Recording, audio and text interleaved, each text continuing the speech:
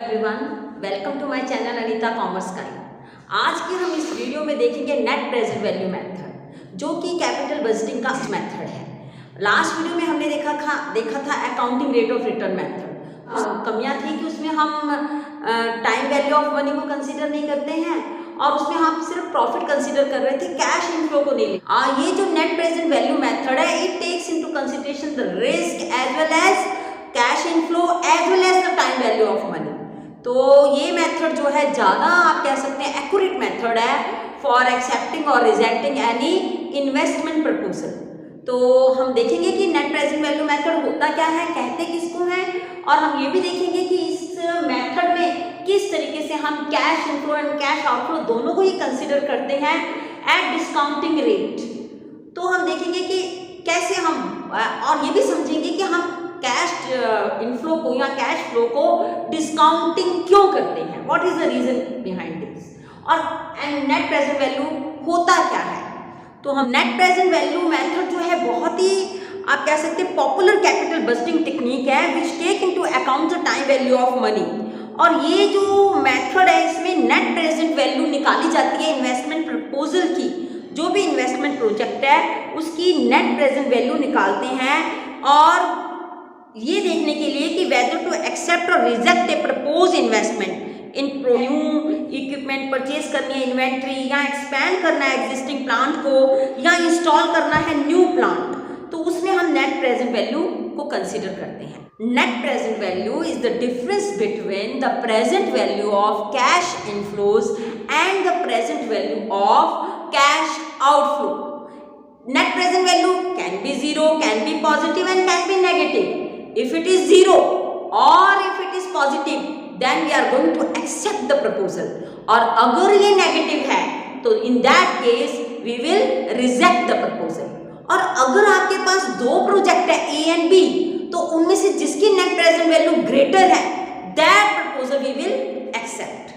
तो net present value का क्या फायदा है और कैसे ये अप्लाई होती है, इसका क्या फॉर्मूला है, और एक प्रैक्टिकल प्रॉब्लम भी हम सॉल्व करेंगे ताकि हम नेट प्रेजेंट वैल्यू को अच्छी तरह से समझ सकें और ये कॉन्सेप्ट जो है हमारे समझ में आ जाए। तो हम जो कैश इनफ्लो है उसे डिस्काउंट करते हैं, उसके दो रीजन हैं। पहला रीजन है कि जो रिस्क है, risk of an investment opportunity को उसको हम एडजस्ट करते हैं, और दूसरा है time value of money. So it takes into consideration both the factor that is risk as well as time value of money. तो दोनों को ही फैक्टर को ध्यान में लेते हुआ आपके सामने है नेट प्रेजेंट वैल्यू मेथड, जिसमें थोड़ी सी कैलकुलेशन टीडियस जरूर है but it is very accurate method. Why? Because it takes into accounts the time value of money. तो हम एक प्रॉब्लम भी करेंगे और स्टेप्स को भी समझेंगे। सबसे पहले तो फर्स्ट स्टेप जो है, हमने एक एप्रोप्रिएट रेट ऑफ रिटर्न को कंसीडर करना है, जो कि मिनिमम रेट ऑफ रिटर्न है, जिसे हम कट ऑफ रेट भी कहते हैं या डिस्काउंटिंग रेट भी कहते हैं।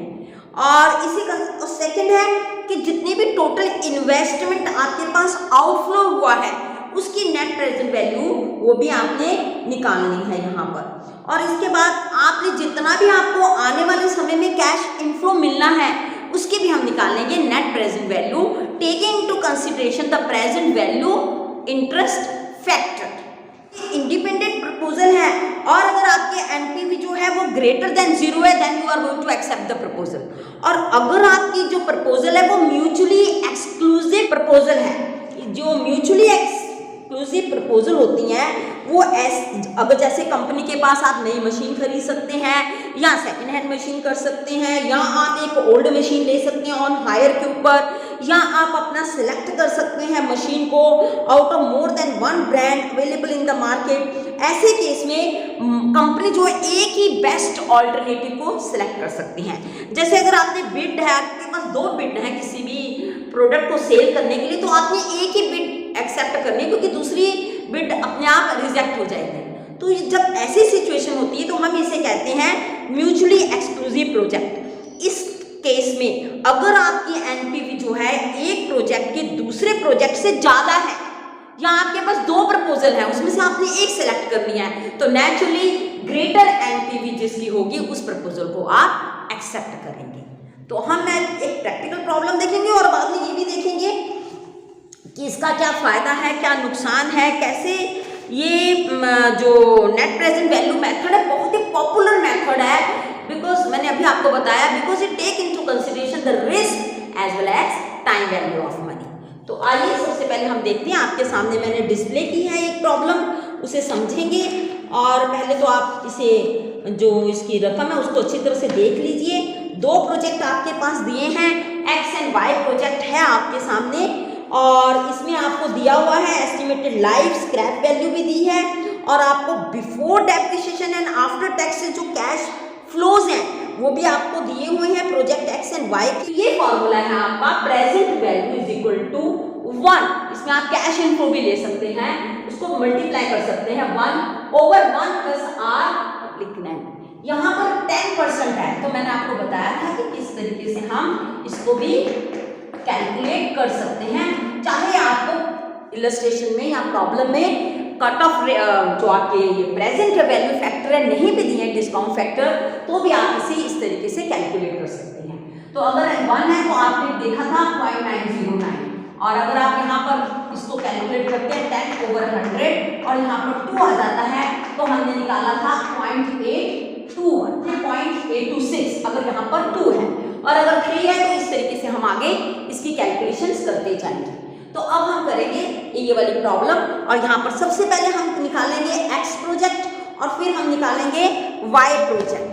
तो सबसे पहले आप देखिए एक्स प्रोजेक्ट में आपको कैश इनफ्लो कितना दिया है, यहाँ लिख लीजिए। कैश का एक्स का लिखेंगे 20,000 आपका इनिशियल इन्वेस्टमेंट है, स्क्रैप वैल्यू आपकी 1000 है, राइट।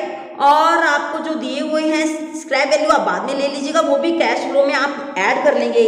और अभी आप देख लीजिए कि इसके 5 साल की एस्टिमेटेड लाइफ है, और शुरू में आपको जो मिल रहा है प्रोजेक्ट एक्स का फर्स्ट में 5000 मिल रहा है, फिर 10,000 and then 3000 and then 2000।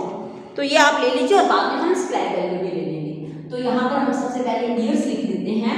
Years है 1 2 3 4 5, और फिर स्क्रैप वैल्यू को भी आपने 5 साल की जो आपकी लाइफ है उसके बाद जो आपको कैश इनफ्लो मिल रहा है। यहाँ पर हम लिखेंगे कैश इनफ्लो जो आपको दिए हुए हैं। अब हम निकालेंगे कैश इनफ्लो, आपको दिया हुआ है ऑलरेडी 5000 पहले है, और फिर 10,000 है, देखिए आप, और फिर आपको दिया है 10,000, तो फिर में दिया है 3000, और ये 5 यहाँ पर दिया है आपको 2000, और स्क्रैप वैल्यू के बाद जो आपका कैश इनफ्लो आ रहा है वो लिखेंगे प्रेजेंट वैल्यू ऑफ रुपीज, आप लिखिए यहाँ पर of ₹1 at the rate of 10%। इसे हम डिस्काउंट फैक्टर भी कह सकते हैं, इसे हम कहेंगे डिस्काउंट या अपस। ये तो आपको मैंने पिछली बार भी बताया था कैसे निकालते हैं, 0.826। अब तक तो आपको याद हो जाना चाहिए। अब यहाँ पर अगर हम 1 + 10/100 और इसको 3 करेंगे, राइट, तो यहाँ पर मेरे ख्याल से 0.751 आ जाएगा, राइट। अब हम इसे 4683, इधर आप 4 कर दीजिए एंड दैट इज पीरियड। ये सारा क्या है 1 plus i is rate of interest, या r is rate of return जो आपको दिया हुआ है 10%, n means period means time, right. हम ऐसे ही कैलकुलेट करते जाएंगे, और यहाँ पर आपकी वैल्यू है 0.621, और लास्ट में क्योंकि 50 है तो ये भी 0.621 है।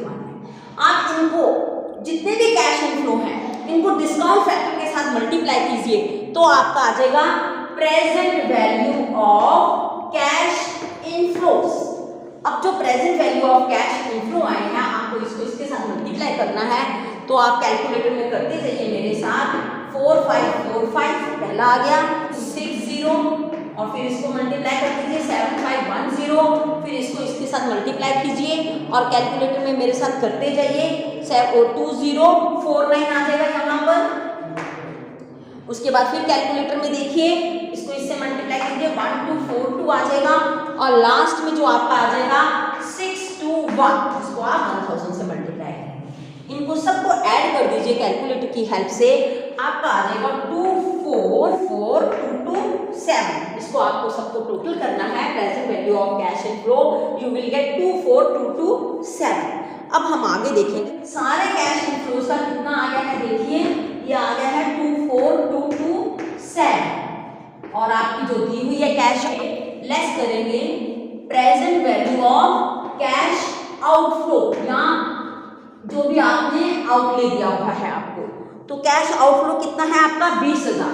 तो याद रखिए जो कैश आउटले होता है उसकी जो प्रेजेंट वैल्यू होते हैं उसे हमें 1 से ही मल्टीप्लाई करना होता है एंड दैट विल बी 20,000 क्योंकि वो अभी हम कर रहे हैं, जबकि ये तो आने वाले समय में मिल रहा है इसलिए हम डिस्काउंट फैक्टर जो है इसके साथ कंसिडर कर रहे हैं क्योंकि आने वाले समय में रिस्क है, पता नहीं मिलेगी कि नहीं मिलेगी और जो टाइम वैल्यू ऑफ मनी है वो भी कॉन्सेप्ट इसके पीछे लगा होता है। और ये जो हमने आउटफ्लो किया है क्योंकि तो अभी हमने अभी ही किया है तो हम इसे मल्टीप्लाई बाय 1 ही करेंगे। तो अब हम इन दोनों को माइनस कर देंगे, जो आपका आंसर आएगा 4227। ये आपकी नेट प्रेजेंट वैल्यू जो है पॉजिटिव में आई है 4227।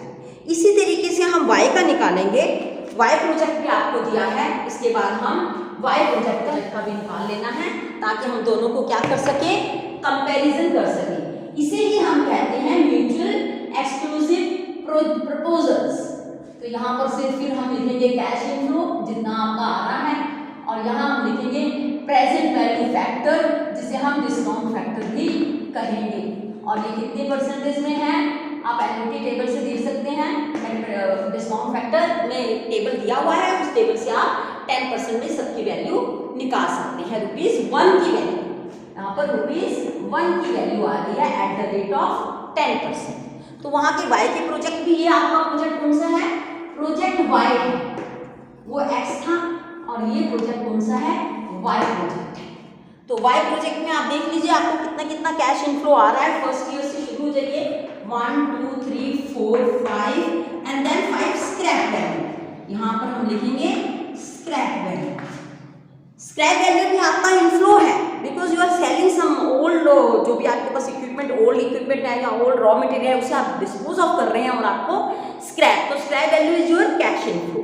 तो यहाँ पर आप लिख दीजिए जितना जितना आपको मिला है। यहाँ पर 20,000 मिले हैं आपको सबसे पहले, फिर 10,000 मिल रहे हैं, फिर आप प्रपोजल में देख लीजिए आपको आगे कितने मिले हैं, 5 मिला है, फिर इसके बाद 3,000 मिला है, फिर इसके बाद 2,000 मिले हैं और जो स्क्रैप वैल्यू है आपकी ये भी आपकी 2,000 है। अब ये तो आपको मैंने डिस्काउंट फैक्टर पहले ही बताए हुए हैं। अब लिख लीजिए 0.909, यहाँ पर 0.826, यहाँ पर 0.751, यहाँ पर था 6.6 से था, यहाँ पर है 0.683 और यहाँ पर 0.621 और यहाँ पर भी आएगा 0.621 क्योंकि 5 साल के बाद जो है आपको बेच रहे हो जो भी आपके पास पुराना मटेरियल है और आपकी जो स्क्रैप वैल्यू है वो कितनी है 2,000 है। तो यहाँ पर भी 0.621 इस सबको मल्टीप्लाई करते जाइए और अपने आंसर जो है वो यहाँ पर लिखते जाइए। कैलकुलेशन करने के बाद दोनों को मल्टीप्लाई करेंगे, that is cash inflow multiply by discount factor. देखिए 8266, फिर यहाँ पर 751 को करेंगे मल्टीप्लाई तो आपका आ जाएगा 375549, फिर मल्टीप्लाई कीजिए, उसके बाद आपको मिलेगा 1242, अगेन 1242। इन सबको आपने एडिशन करनी है, कैलकुलेशन से कैलकुलेशन कीजिए, एडिशन कीजिए, इस आंसर जो आपका आएगा 34728। इसमें जो कैश इनफ्लो एक्स का है वो भी निकाल लेंगे ताकि हमें नेट प्रेजेंट वैल्यू पता चल जाए। ये आपका प्रोजेक्ट कौन सा है, वाई प्रोजेक्ट का है, वो हमने निकाला था एक्स प्रोजेक्ट का। तो वाई प्रोजेक्ट में आपको कितना पैसा आ रहा है 34728। अब हम देखेंगे हमारा आउटफ्लो कितना हुआ था। यहाँ पर इसमें आपका आउटफ्लो हुआ था 30,000, तो 30,000 को माइनस कीजिए, आपका आ गया 4728। तो यहाँ पर नेट प्रेजेंट वैल्यू आपकी ज़्यादा ही है वाई प्रोजेक्ट में, जबकि एक्स प्रोजेक्ट की एनपी वैल्यू कितनी थी 4227। तो देखिए कौन सा प्रपोजल आप एक्सेप्ट करेंगे, नेचुरली वाई प्रोजेक्ट, क्योंकि वाई प्रोजेक्ट जो है उसकी net present value is greater than x project. तो ये म्यूचुअली एक्सक्लूसिव प्रोजेक्ट है जिसमें हम किसे सिलेक्ट करते हैं, जिसकी एनपीवी का नेट प्रेजेंट वैल्यू जिस प्रोजेक्ट की ज़्यादा होती है उस प्रोजेक्ट को हम एक्सेस। तो ये है कि आपने देखा है कि ये बहुत ही एक्यूरेट है और टाइम वैल्यू ऑफ मनी को भी ले रहा है और इसके अलावा ये रिस्क को भी कंसीडर कर रहा है।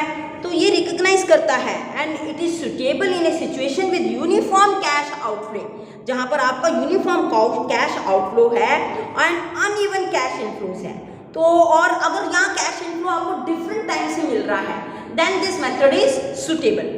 और इसके अलावा ये आपको जो अर्निंग है over the entire life of the project उसको कंसीडर करता है, जबकि पे बैक पीरियड मेथड में ऐसा नहीं था। और ये मैक्सिमम प्रॉफिटेबिलिटी को कंसीडर कर रहा है। डिसएडवांटेजेस क्या है, देखिए डिसएडवांटेजेस में हम ये देखेंगे कि ट्रेडिशनल मेथड से अगर हम कंपेयर करें तो नेट प्रेजेंट वैल्यू मेथड थोड़ा सा डिफिकल्ट है, इसमें कैलकुलेशन ज़्यादा है अंडरस्टैंड करने के लिए एंड ऑपरेट करने के लिए, और ये गुड रिजल्ट नहीं देगा अगर आप अपने जो प्रोजेक्ट जिसमें अनइक्वल लाइफ है, अगर तो लाइफ नहीं जैसी है 5-5 साल की दोनों प्रोजेक्ट में, फिर तो ये हमने इसको कंसीडर कर लिया। अगर आपकी लाइफ ऑफ द प्रोजेक्ट ज़्यादा है, क्योंकि अगर ज़्यादा है और चाहे आपकी नेट प्रेजेंट वैल्यू ज़्यादा है उसमें, तो भी risk is more when the life of the project is long then the risk prevails more. ये बात हम इस नेट प्रेजेंट वैल्यू मेथड में नहीं ध्यान दें। हम आने वाले समय के बारे में नहीं कह सकते कि इतना ही कैश इनफ्लो का एक्यूरेट नहीं हो सकता है, क्योंकि किसी भी कारणवश कोई गवर्नमेंट की पॉलिसी चेंज है या सिचुएशन चेंज है, एनवायरनमेंट चेंज है, यू कांट प्रिडिक्ट एक्यूरेटली। तो कैश इनफ्लो इतना ही होगा आने वाले समय में, ऐसा हम कहीं भी एक्यूरेसी से नहीं बता सकते हैं। और in the same way as it may not give good result while comparing project with unequal investment of fund, क्योंकि हमने एक ही बार इन्वेस्टमेंट किया 30,000 20,000 तो आपको पता चल गया। अगर यही इन्वेस्टमेंट हम बीच बीच में बार बार कर रहे हैं, अनइक्वल कर रहे हैं, तो भी ये मेथड जो है अनसुटेबल है and it is not very easy to determine appropriate interest rate. हम नहीं कह सकते कि यही इंटरेस्ट रेट होगा, क्योंकि हमें इसे कैलकुलेट करते वक्त भी एक्यूरेसी का ध्यान रखना पड़ेगा, और ये एक्यूरेसी से आप डिस्काउंट रेट को कैलकुलेट कर लो या आप एस्टिमेट कर लो, ऐसा भी पॉसिबल नहीं है। तो हम आने वाली वीडियो में देखेंगे इससे थोड़ा सा और improve method, that is internal rate of return method. तो होप आपको मेरी ये वीडियो में आपको पता चला होगा कि नेट प्रेजेंट वैल्यू मेथड किसे कहते हैं। आप मेरी इस वीडियो को जरूर लाइक कीजिए, कमेंट कीजिए, शेयर कीजिए, ताकि ज़्यादा से ज़्यादा स्टूडेंट्स इस वीडियो का या इस सवाल को कैसे हमने करना है नेट प्रेजेंट वैल्यू की बेसिस के ऊपर वो समझ सकें। और आप इसी तरीके से मेरे साथ बनते रहिए, क्योंकि आने वाली वीडियोज़ में मैं आपको बताने वाली हूँ कि कैसे स्टूडेंट्स पीएचडी के लिए तैयारी कर सकते हैं, क्या उसकी प्रोसीजर है, और कैसे वो रिसर्च पेपर जो है वो तैयार कर सकते हैं, और जो यूजीसी लिस्टेड जर्नल है या रेफर्ड जर्नल है उसमें वो पेपर अपने पब्लिश भी करवा सकते हैं। तो आप इसी तरह से मेरे साथ बने रहिए और मेरे चैनल को जरूर सब्सक्राइब कीजिए। Thank you very much.